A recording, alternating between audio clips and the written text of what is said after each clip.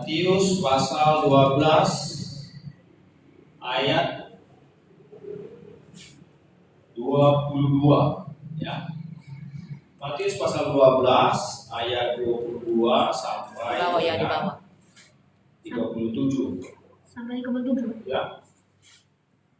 Matius pasal 12 ayat 22 sampai 37. Di sini perikopnya bercerita tentang Yesus dan Beelzebul ya.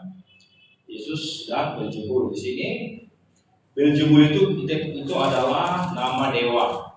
Ya, nama dewa yang disembah oleh orang-orang di luar Israel ya. Orang-orang di luar Israel. Ya, nama dewa mereka itu. Kita nanti akan bahas firman Tuhan ini satu persatu, ya maksudnya ayat per ayat. Tapi saya baca dulu ayat 22 aja dulu ya. Kemudian dibawalah kepada Yesus seorang yang kerasukan setan, orang itu buta dan bisu. Lalu Yesus menyembuhkannya sehingga si bisu itu berkata-kata dan melihat. Mari kita berdoa sebentar ya. Bapa di surga, firman-Mu Tuhan dari Matius 12, Tuhan Bapa yang mengajari kami Tuhan tentang peristiwa kesembuhan yang dilakukan oleh Yesus dan perumpamaan tentang Bapa dan berjubur Bapak. Tolong Roh Kudus urapi hamba-Mu, urapi kami yang mendengar, kami sama-sama diberkati Bapak yang baik. Kasih Bapak yang baik, ya amin. Di cerita ini, di peristiwa ini, Yesus menyembuhkan seorang yang buta dan bisu. Ya, artinya ada seorang buta sekalian bisu. Ya, berarti ada dua Kondisi penyakitnya. kondisi penyakitnya buta dan bisu sekalian. Tapi dua-duanya bisa langsung disembuhkan Yesus. Karena dikatakan di sini, lalu Yesus menyembuhkannya sehingga si bisu itu berkata-kata dan melihat. Berarti bisa sekaligus sembuh. Amin, amin. Ayat 23 dikatakan, maka takjublah sekalian orang banyak itu katanya, ia ini agaknya anak Daud. Artinya mungkin Yesus ini adalah Mesias. Karena dia bisa menyembuhkan, ya. Karena harapan orang Yahudi pada saat itu, kalau bisa melakukan mujizat, berarti dia Mesias, ya. Itu tanggapan orang banyak. Tetapi di ayat 24, orang Farisi menanggapinya berbeda, ya. Di ayat 24 orang Farisi menanggapinya berbeda. Dikatakan apa di ayat 24? Tetapi ketika orang Farisi mendengarnya, mereka berkata, dengan Beelzebul, penghulu setan, ia mengutus setan. Nah, di sini dia agak berbeda. Melihat tadi mujizat yang dilakukan Yesus, melihat kesembuhan yang dilakukan Yesus, orang banyak beranggapan dia itu Mesias, ya. Dan itu benar. Tetapi aneh, justru orang yang tahu firman, yaitu orang Farisi, menganggap Yesus mengusirnya dengan kuasa Beelzebul atau kuasa pembunuh setan. Ya. Di sini ada kejanggalan. Apa ada kejanggalan? Justru orang awam yang tahu dia Mesias. Justru orang awam, artinya orang biasa. Tetapi orang-orang yang mengerti firman, yaitu orang-orang Farisi, orang-orang yang mengerti kitab suci, justru terbalik. Tidak menganggap Yesus itu Mesias seperti dianggap orang banyak, tetapi justru menganggap Yesus itu penghulu setan, mengusir dengan penghulu setan. Ya. Jadi dari kedua sudut pandang ini kita melihat ada perbedaan yang sangat mencolok, ya. Seharusnya terbalik. Seharusnya orang banyak yang menilai dia mengusir setan dengan penghulu setan. Dan seharusnya orang yang tahu firman yang mengenal Yesus Mesias, ya orang Farisi yang seharusnya mengenal Yesus Mesias. Ya. Tapi di sini kok terbalik, justru yang tahu firman yaitu orang-orang Farisi yang tidak mengenal Yesus Mesias. Bahkan menganggap Yesus mengusir setan dengan penghulu setan. Ya. Disinilah kita perlu pahami apa yang menyebabkan demikian, ya. Apa yang menyebabkan demikian? Ya. Apakah ini mungkin juga terjadi di zaman sekarang? Ya. Justru para pemimpin-pemimpin agama, ya, para rohaniwan, ya, seperti orang Farisi tidak mengenal Yesus. Justru yang mengenal Yesus orang-orang biasa. Ya. Apa penyebabnya? Apa penyebabnya? Jadi mungkin, ya, mungkin ini dugaan kita. Mungkin di sini orang Farisi merasa tersaingi, ya. Mungkin orang Farisi merasa tersaingi dengan pengaruh Yesus. Kalau pengaruh Yesus lebih besar, mungkin orang Farisi merasa pengaruhnya akan terganggu, ya. Sehingga mereka berusaha menyingkirkan pengaruh Yesus, ya. Mereka berusaha mengejek bahwa mujizat yang dilakukan Yesus itu adalah dengan penghulu setan, dari penghulu setan. Karena dikatakan di sini orang Farisi mendengarnya, mereka berkata dengan Beelzebul, penghulu setan yang mengusir setan. Ya. Jadi di sini kita perlu hati-hati. Kalau kita punya pengaruh, ya, ya, kita merasa pengaruh kita terganggu, ya, kita jadi mengejek orang, ya, kita berusaha merendahkan orang, menghina orang lain, ya. Sebenarnya itu dilakukan orang Farisi ini. Orang Farisi merasa pengaruhnya terganggu karena kedatangan Yesus, ya. Karena mereka kan lebih dihormati, tahu firman, tahu banyak kitab suci. Tetapi karena orang Farisi nggak bisa membuat mujizat, menyembuhkan orang buta, menyembuhkan orang bisu seperti yang dilakukan Yesus, mereka marah. Karena mereka merasa mereka tertinggal. Ya. Mereka tertinggal. Jadi apa yang harus mereka lakukan? Ya, mereka mengejek, mereka menghina Yesus. Ya. Mereka mengejek, menghina Yesus. Mereka mengatakan, oh, kalau dia pun bisa menyembuhkan orang buta, kalaupun dia bisa menyembuhkan orang bisu, itu dengan kuasa setan. Ya. Jadi di sini orang Farisi merasa terganggu, terancam. Jadi mereka mengejek. Inilah, perhatikan baik, ya. Inilah yang terjadi sekarang di denominasi gereja. Inilah yang terjadi sekarang di denominasi gereja. Ada gereja yang bisa melakukan kesembuhan, menyembuhkan orang bisu, menyembuhkan orang tuli. Ada gereja yang bisa melakukan itu. Ada denominasi gereja yang bisa melakukan itu. Tapi sebaliknya, ada gereja yang tidak bisa melakukan itu. Nah, ini harus kita pahami dulu, ya.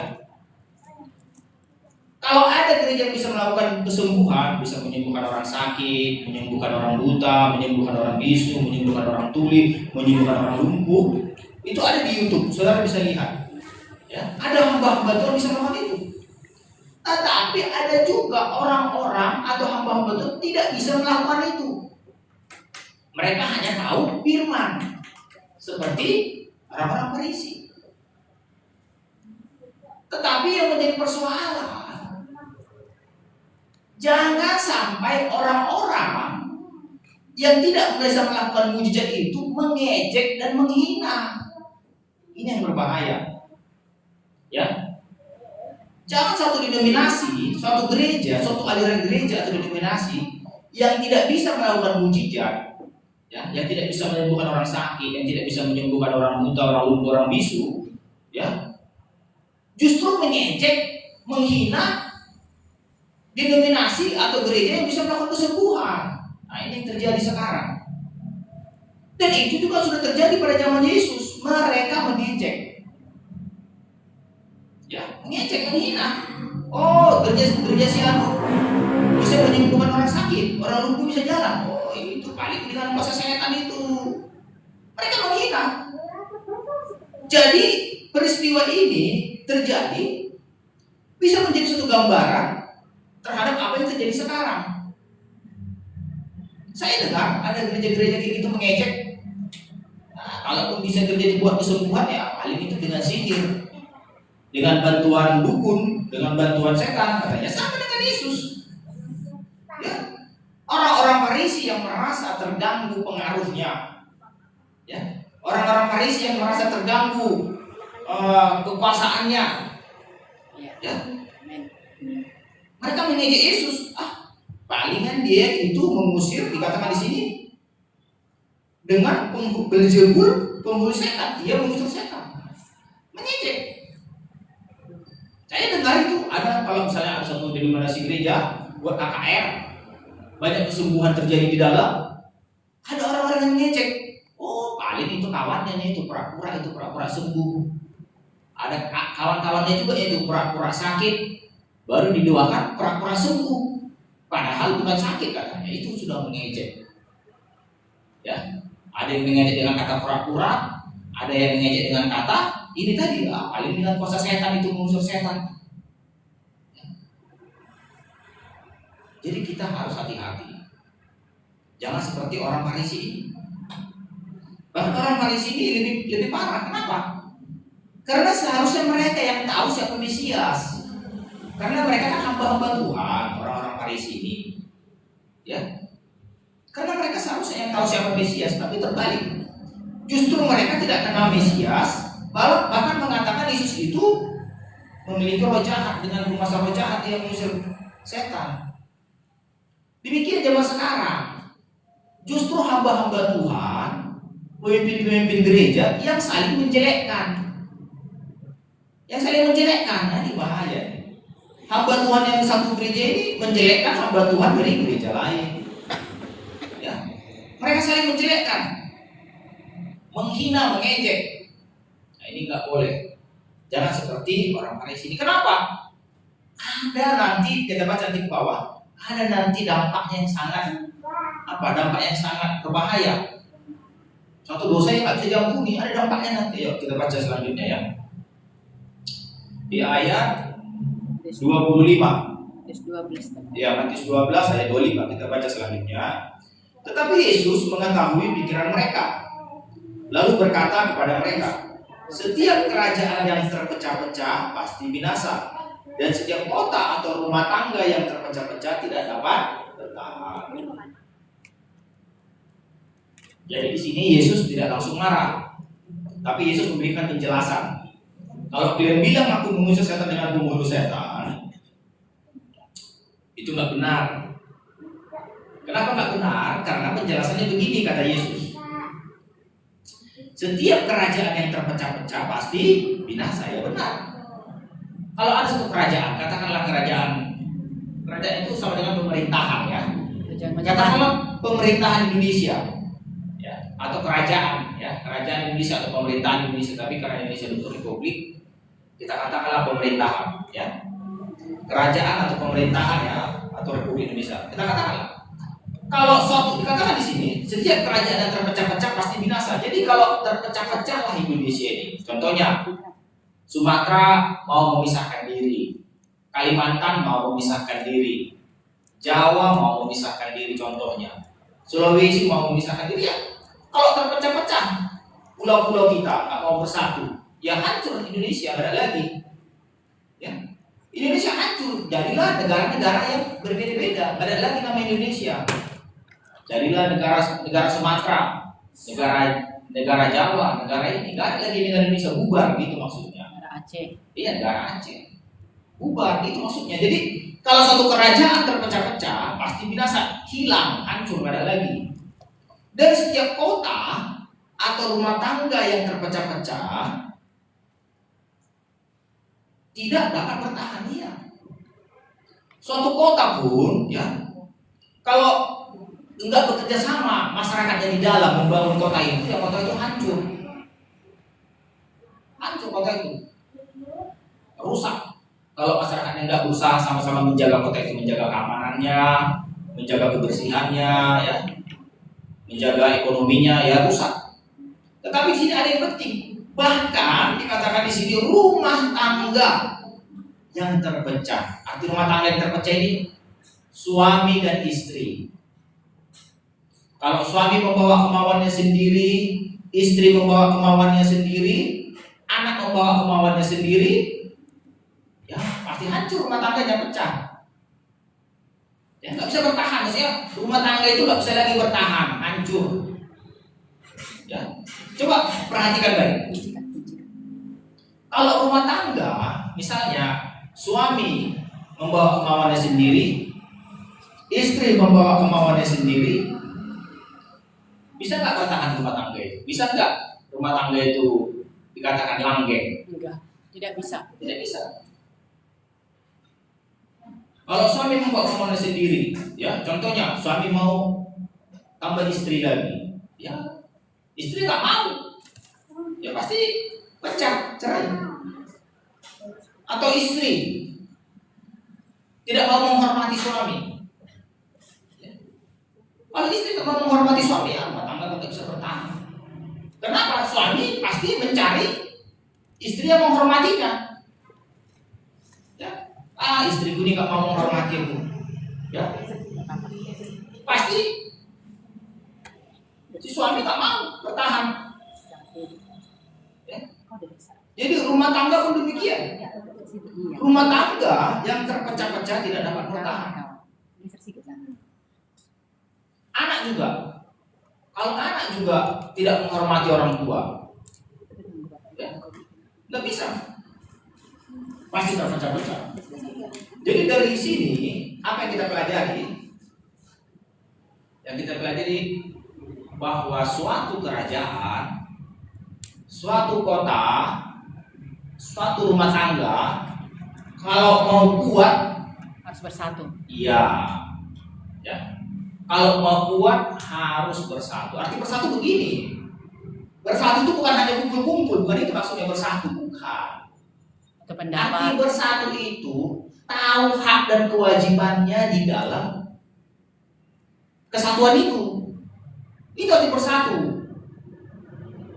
Kalau dikatakan suatu pelayanan, bagaimana dikatakan suatu pelayanan ini bersatu supaya nggak terpecah-pecah pelayanan ini? Karena kalau pelayanan ini terpecah-pecah pasti runtuh. Tapi kalau pelayanan ini bersatu, ada kesatuan hati bersatu, pasti kuat bertahan sampai kesudahannya. Apa arti pelayanan ini bersatu? Bukan hanya kumpul-kumpul, bukan itu maksudnya bersatu kumpul-kumpul, bukan. Arti pelayanan ini bersatu maksudnya semua orang di dalam tahu hak dan kewajibannya. Sama di dalam suatu kerajaan, suatu negara. Penduduk, pemerintah tahu hak dan kewajibannya, makanya kerajaan itu bertahan. Dalam suatu kota demikian, dalam rumah tangga pun demikian. Rumah tangga yang bersatu, yang bertahan, tahu hak dan kewajibannya. Ya, contoh, kita ambil contoh dalam suatu kerajaan. Suatu kerajaan yang kuat, yang kokoh, tahu hak dan kewajibannya. Penduduk apa haknya? Haknya mereka mendapat kesejahteraan, pelayanan yang baik dari pemerintah. Itu haknya. Kewajibannya apa? Kewajibannya mereka harus taat hukum.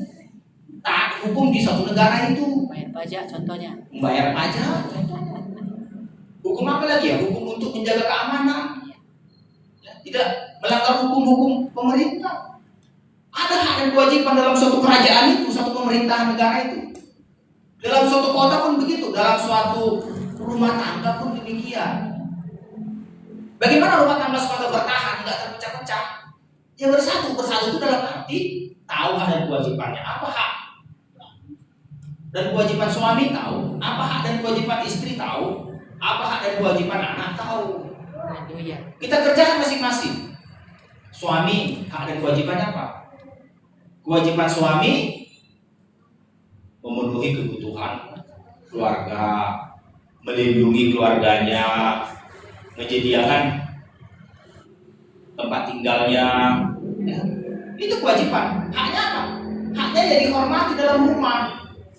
Itu hak suami. Ketika dia pulang dihormati, disediakan makanannya, disediakan. Itu haknya. Demikian juga istri, apa hak dan kewajibannya? Ya. Kewajiban istri apa? Ya. Menghormati suaminya, merawat anak-anaknya dengan baik, mendidik anak-anaknya dengan baik.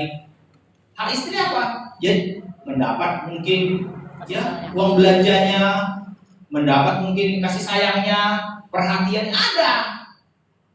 Apa anak-anak ya gitu juga. Ada hak dan kewajiban anak-anak. Anak-anak wajib menghormati orang tua. Ya. Apa haknya? Haknya ya mungkin disekolahkan dengan baik, Amin. dididik dengan baik. Jadi begitu. Itulah rumah tangga yang bersatu. Ya, itu rumah tangga yang bersatu. Makanya dikatakan Tuhan, setiap kerajaan yang terpecah-pecah pasti binasa. Setiap kota dan rumah tangga yang terpecah-pecah tidak dapat bertahan. Ini suatu hukum rohani. Ini hukum rohani. Ya, ini hukum rohani. Pahami ini. Kalau mau kerajaanmu bertahan, bersatu. Kalau mau kota itu kuat, bersatu. Kalau mau rumah tanggamu kuat, bagus, bersatu. Ya. Kalau mau satu pelayanan ini berkembang kuat, bersatu kita, bersatu. Arti bersatu itu, ya tahu kita ada kewajiban kita ya. Jangan saling menyakiti. Jangan saling menyakiti. Ya, jangan saling menyakiti. Tidak ada tujuan kalau mau saya pelayanan ini maju, saya nggak mau menyakiti saudara. Saya hanya menyampaikan firman. Ya. Firman yang berkata bukan.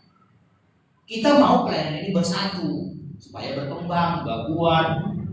Ya. Rumah tanggamu pun begitu. Kalau rumah tanggamu mau kuat, mau bertahan langgeng, ya bersatu, suami istri bersatu. Kerjakan apa yang baik. Itulah kewajiban. Kewajiban kita melakukan apa yang baik. Kewajiban. Gembala kewajibannya memberikan sesuai firman Tuhan air yang jernih, rumput yang hijau. Itu gembala kewajibannya. Air yang jernih, rumput. Kalau saya hanya berkhotbah apa yang enak kalian dengar, itu bukan air yang jernih, bukan rumput yang hijau. Itu Ajinomoto. Iya. Tetapi gembala yang baik memberikan air yang jernih, rumput yang hijau, yang benar-benar membuat sehat. Kalau yang enak didengar ya khotbahnya, mana sehat? Kenapa? Orang tetap dalam dosanya. Tetapi harus diberikan air yang jernih. Air yang jernih apa? Air yang memurnikan. Air yang memurnikan, membersihkan. Rumput yang hijau menyegarkan, sehat. Kalau rumput yang kuning itu kan rumput mati. Tapi rumput yang hijau yang segar memberikan kesegaran, memberikan kekuatan. Ya, itu gembala. Itulah kewajiban sebagai gembala. Ya, kewajiban sebagai gembala. Apa haknya? Ya, dihormati. Demikian juga jemaat. Apa haknya? Itu kita bersatu. Jadi ini hukum rohani kita pahami. Rumah tanggamu juga demikian. Kerjakan hakmu sebagai istri, apa kewajibanmu sebagai istri. Ya. Suami pun demikian, kerjakan kewajibanmu. Tapi kalau rumah tangga, suami sudah mengerjakan haknya, kewajibannya, tapi nggak mendapat hak. Nah, itu yang apa? Yang mulai goncang itu rumah tangga pasti. Sudah dikerjakan suami kewajibannya, tapi nggak didapat haknya. Sudah dikerjakan istri kewajibannya, tapi nggak didapat haknya. Ya pasti rumah tangga mulai kacau. Pasti mulai kacau. Suami mungkin berpikir-pikir, sudah mengerjakan kewajibanku, mana hakku? Ya, nggak dapat. Ya, dia pasti kecewa. Kecewa melihat istrinya. Demikian juga istri sudah dikerjakan kewajibannya, menghormati suami, tapi nggak sesuai. Ya, dia kecewa. Jadi begitulah. Ya, ini hukum yang harus kita pelajari. Ini Tuhan yang mengatakan setiap kerajaan yang terpecah-pecah pasti binasa. Perhatikan setiap rumah tangga yang terpecah. Ya, tidak mau bersatu, mereka membawa keinginannya masing-masing. Ya. Dan hal itu juga berlaku di kerajaan iblis. Kalau iblis pun terpecah-pecah, nggak bisa. Artinya kalau setan mengusir setan, Nggak bisa, pasti terpecah, hancur kerajaannya. Jadi pendapat orang Farisi tadi dengan kuasa Beelzebul dia mengusir setan itu nggak benar, karena kerajaan pasti hancur. Jadi pendapat itu nggak benar. Yang benar apa? Yang benar, setan pura-pura, itu yang benar. Kenapa orang bisa sembuh ke dukun? Dukun kan memakai kuasa setan. Ada orang sakit, datang ke dukun.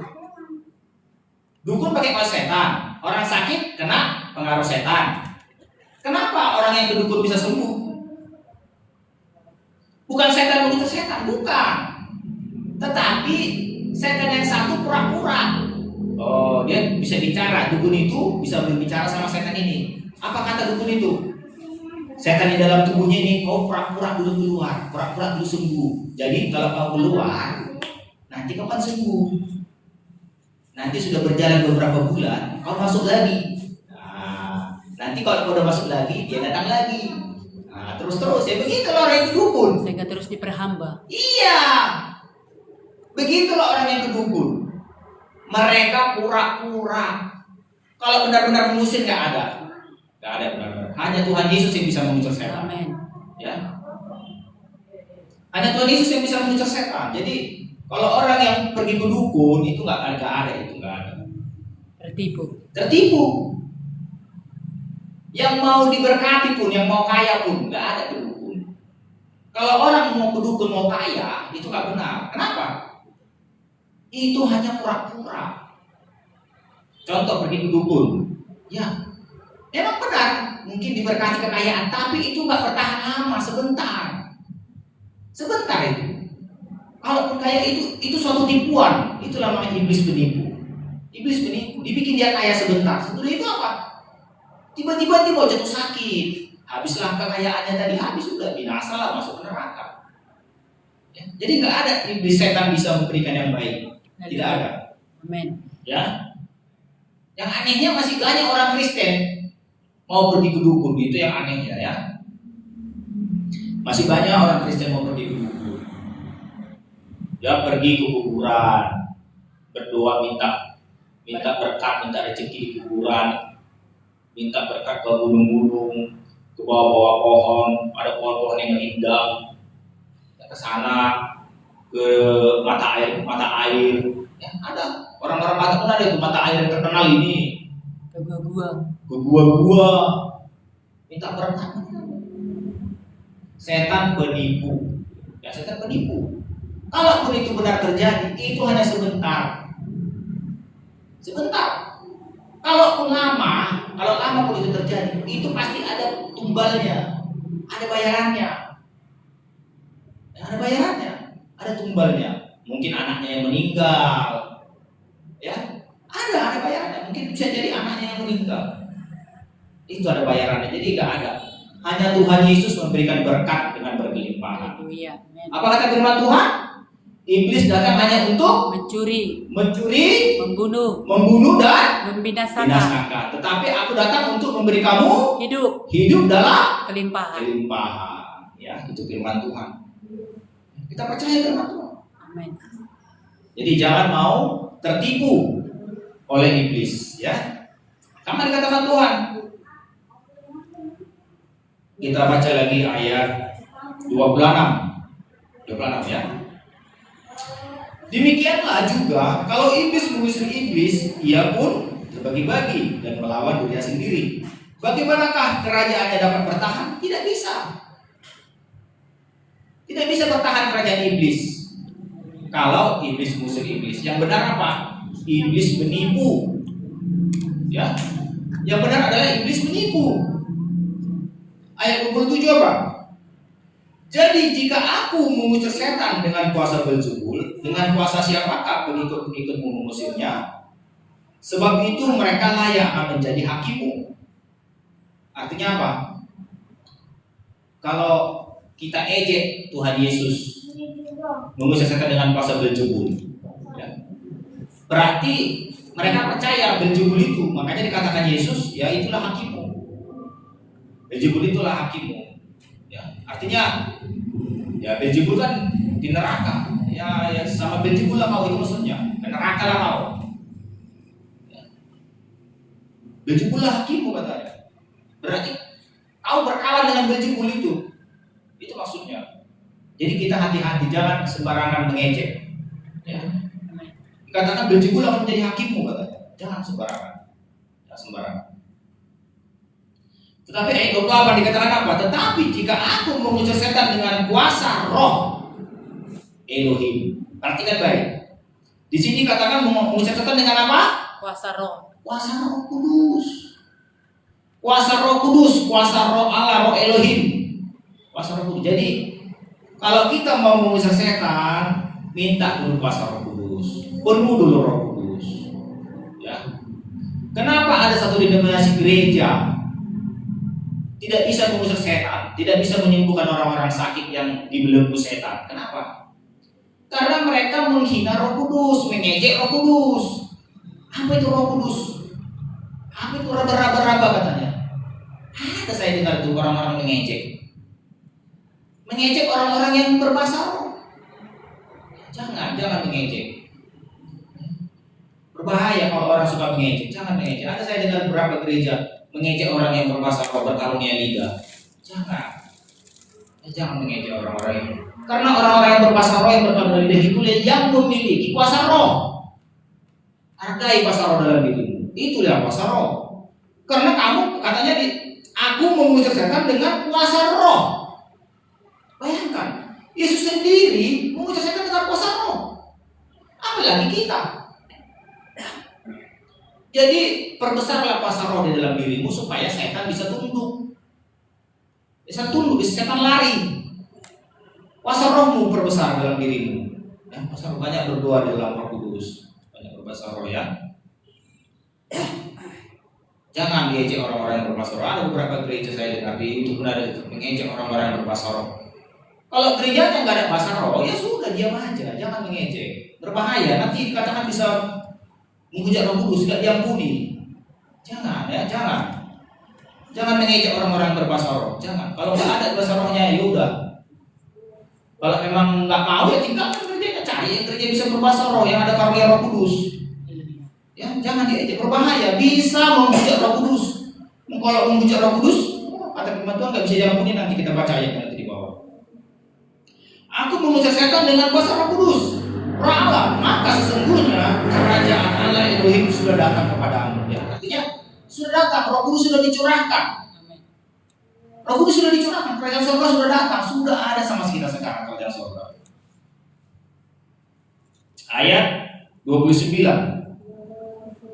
Atau bagaimanakah orang dapat memasuki rumah seseorang yang kuat dan merampas harta bendanya apabila tidak diikatnya dahulu orang kuat itu? Sesudah diikatnya, barulah dapat ia merampok rumah itu. Ya, perhatikan ini baik ayat 29. Atau bagaimanakah orang dapat memasuki rumah orang yang kuat dan merampas harta bendanya apabila tidak diikatnya dahulu orang kuat itu? Sudah diikatnya dong, barulah dapat ia merampok rumah itu. Rasa kita mengerti ayat ini ya. Begini, kalau orang ya ada satu rumah, di rumah itu ada orang kuat, ya orang kuat. Yesus mengatakan orang kuat. Ya, dia sebenarnya bukan pemilik rumah itu, tapi dia orang kuat.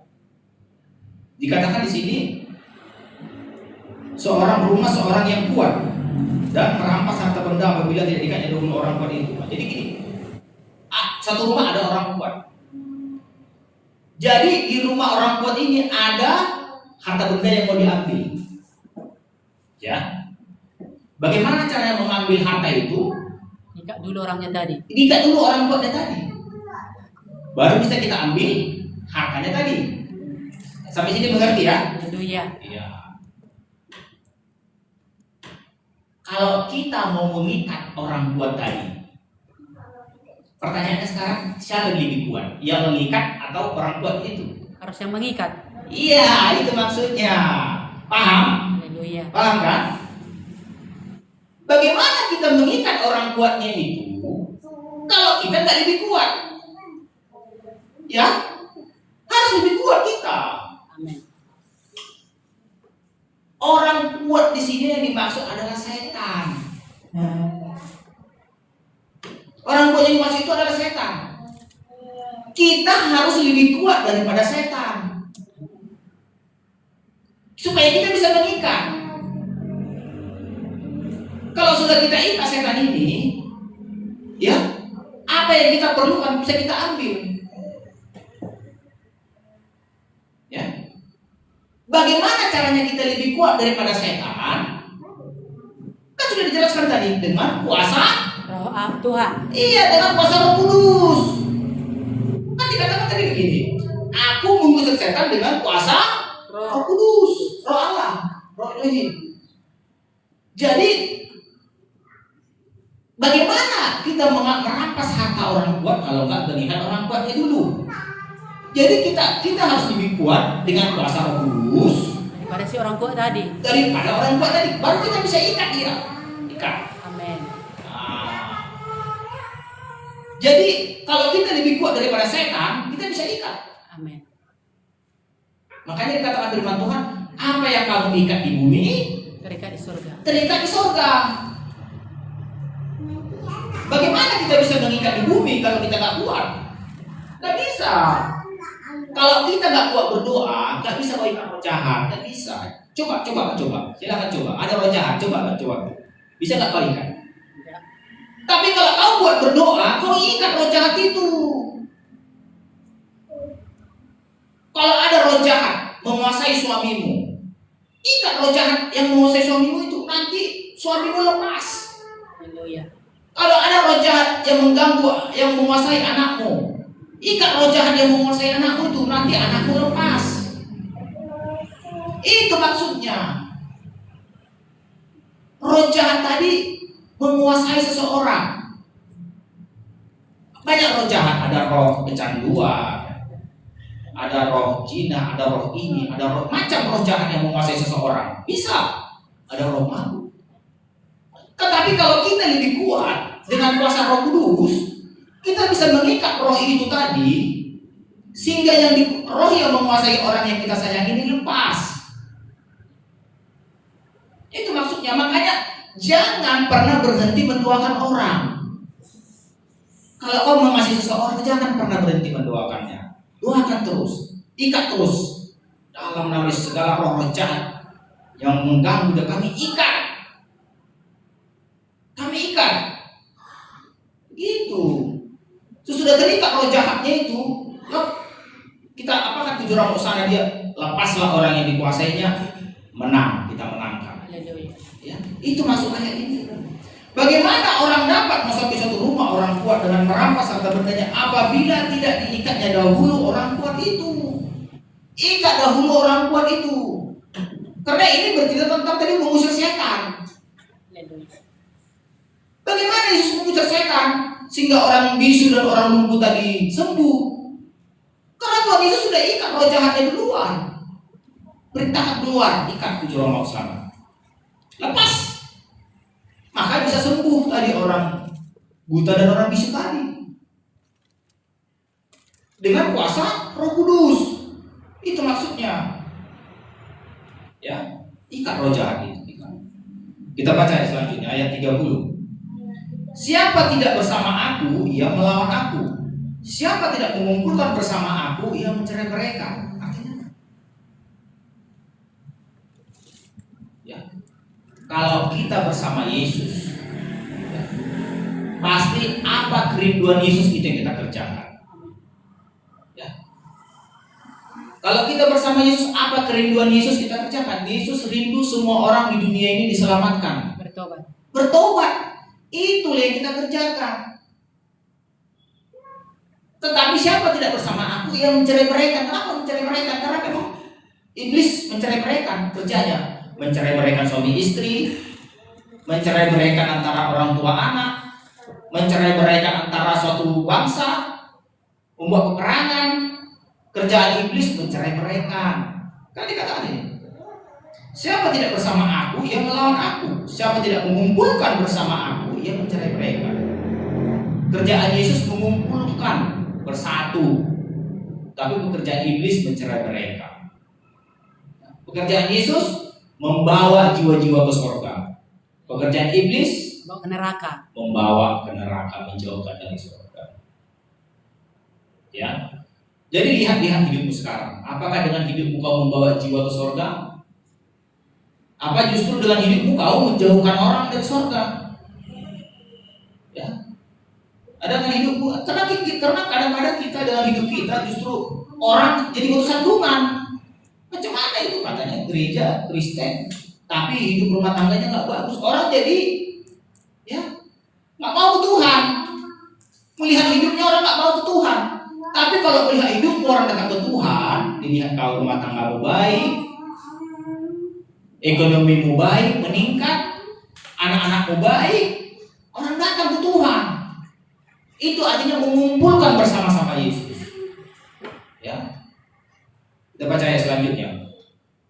Sebab itu aku berkata kepadamu, segala dosa dan hujat manusia akan diampuni, tetapi hujat terhadap Roh Kudus tidak akan diampuni. Apabila seorang mengucapkan sesuatu menentang anak manusia, ia akan diampuni, maksudnya menentang Yesus. Tetapi jika ia menentang Roh Kudus, dia tidak akan diampuni. Di dunia ini tidak, dan di dunia akan datang pun tidak. Bayangkan, ini tadi saya maksud, hati-hati jangan mengejek orang yang punya Roh Kudus. Punya Roh Kudus. Punya Roh Kudus dia menyembuhkan orang dia. Kalian ejek itu kuasa setan. Bahaya, hati-hati. Jangan mengejek gereja-gereja yang ada Roh Kudusnya, jangan. Bisa nggak diampuni?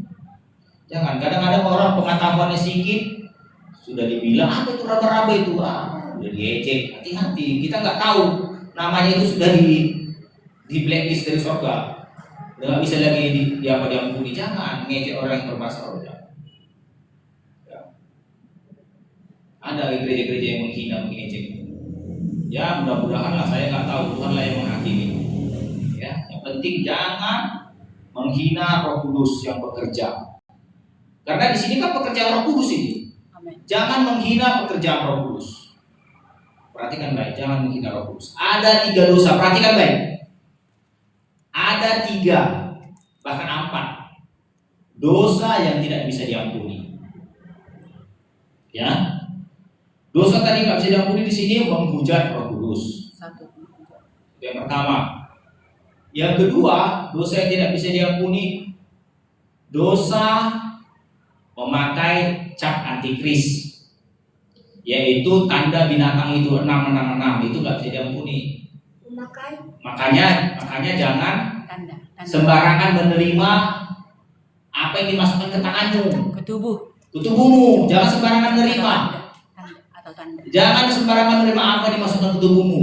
Ya, kalau zaman sekarang istilahnya bisa juga vaksin, bisa juga mungkin berupa tato. Jangan sembarangan memasukkan apa-apa ke tubuhmu. Jangan sembarangan ke tangan ataupun ke dahi. Jangan. Itu bisa nggak diampuni. Ya. Yang ketiga, dosa bunuh diri. Dosa bunuh diri nggak bisa diampuni. Kenapa dosa bunuh diri nggak bisa diampuni? Karena sudah mati. Bagaimana mengampuni orang sudah mati? Ya, pengampunan ada untuk orang hidup. Pengampunan nggak ada untuk orang mati. Jadi bunuh diri nggak bisa diampuni. Tapi kalau dia membunuh dirinya, artinya dipotong yang mungkin nadinya, tapi belum sempat dia mati, masih hidup, masih bisa diampuni.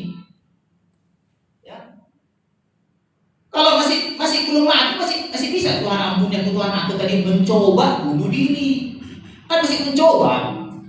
Atau mungkin dia gantung diri, talinya putus, ya kan? Jadi masih hidup.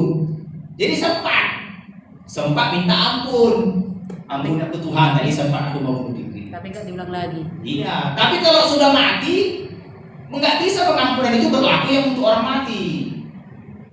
Pengampunan berlaku untuk orang hidup. Ya, pengampunan berlaku untuk orang hidup. Kalau sudah mati nggak ada pengampunan. Makanya dosa bunuh diri nggak bisa. Udah berapa tadi? 3.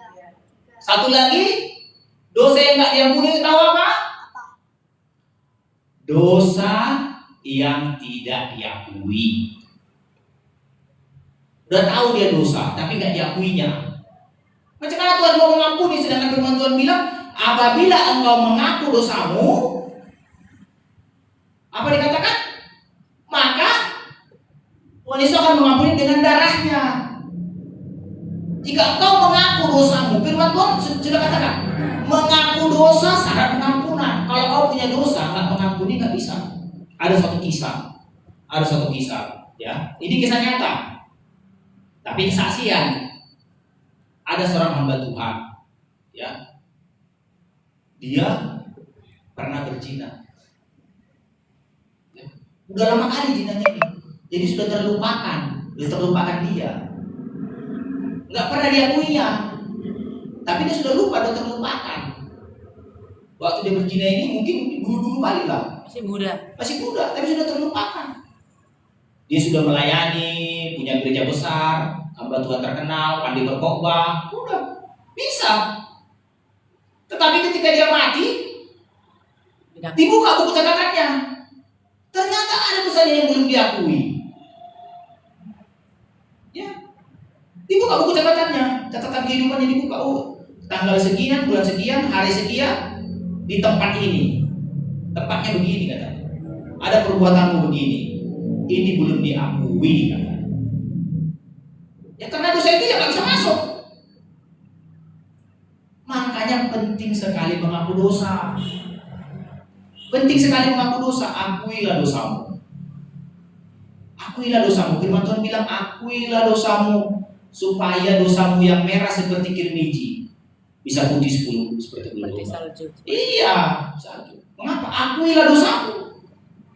Akui dosamu. Kalau kau berbuat jahat sama orang lain, akui dosamu. Saya udah minta maaf. Ya? Iya, kalau saya berbuat dosa sama orang, saya minta maaf, saya akui. Kalau kau berdosa sama orang, akui dosamu sama orang itu. Kalau kau berdosa sama Tuhan, akui dosamu sama Tuhan. Kalau kau berdosa sama istrimu, akui dosamu sama istrimu. Kalau kau berdosa sama suamimu, akui dosamu sama suamimu. Maafkan aku ya tadi aku kata kasar. Aku sudah bikin kau sakit hati, ya, maafkan aku ya, katakan.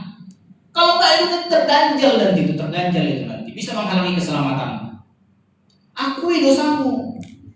Apa kata firman Tuhan? Jika kau mau mempersembahkan korban, engkau teringat akan sesuatu di hati saudaramu terhadap engkau, tinggalkanlah dahulu persembahanmu itu. Pergilah dahulu berdamai. Kalau katakan pergilah dulu berdamai, itu apakah pergi dulu berdamai itu hanya ditengok-tengok aja? Enggak. Minta maaf, maafkan, berdamai. Maafkan aku ya tadi aku udah salah. Itu maksudnya berdamai. Kalau nggak ini terganjal di hatimu, terganjal. Kalau nggak terganjal lagi di hatimu, saya nggak tahu. Saya bersaksi sebentar. Saya pernah meninggalkan suatu pelayanan tanpa permisi. Selama saya meninggalkan pelayanan itu saya terganjal. Saya harus datang kembali permisi. Saya turut, saya taat. Suara Tuhan di hati saya. Saya datang kembali. Padahal sudah lama. Iya, walaupun sudah lama, saya datang. Baru bisa plong. Kalau enggak itu mengganjal. Kalau yang mengganjal itu saya bawa terus. Itu mengganjal keselamatan. Hati-hati, jangan ada yang mengganjal di hatimu. Jumpai orangnya. Yang pernah saya tidak permisi tinggal suatu pelayanan, saya merasa bersalah, saya merasa berdosa, saya datangi. Jangan biarkan ada ganjalan di hatimu, jangan. Itu nanti menghalangi keselamatan. Ya. Sampai sini firman Tuhan. Tuhan Yesus memberkati. Mari kita berdoa.